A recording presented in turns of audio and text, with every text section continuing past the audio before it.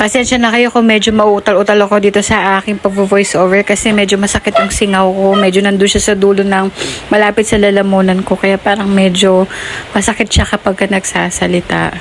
Ito palang celebration ng birthday ni Kuya Gio ay last week po ito, Tuesday. And siya po ay nag-turn ng 11 years old. Pagkapasok pa nga lang ng buwan ng Mayo, lagi na siya nagsasabi na malapit na po yung birthday ko, Tati. Sino ba namang hindi ma-excite kapag malapit na yung birthday mo? Ako kahit medyo matanders na, gusto ko rin talaga at excited pa rin talaga ako kapag palapit na yung aking birthday.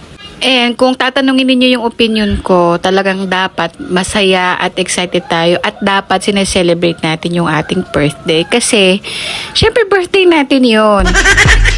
Kumbaga isang beses lang tayo sa isang taon nagse-celebrate.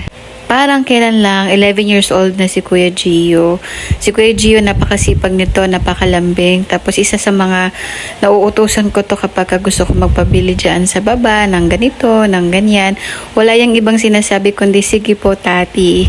Tapos isa na rin siya sa mga nag-aalaga, nagpubuhat kay Miko. Shoutout din sa kanyang mommy at daddy na napakasipag talaga na magluto para mag-prepare palagi ng kanilang handa. Yung handa pala namin dito ay pansit, spaghetti, inihaw na isda na bangus at tilapia. Tapos meron ding Shanghai Coke at saka cake.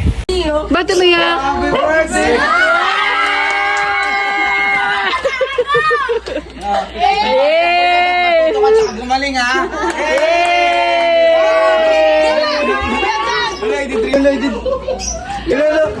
Kain mo na kain! Okay, guys. Let's go!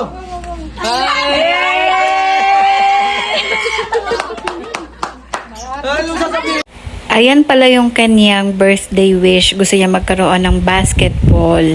Tapos binigay na rin ni Ate Siley yung mga simpleng gift namin para sa kanya.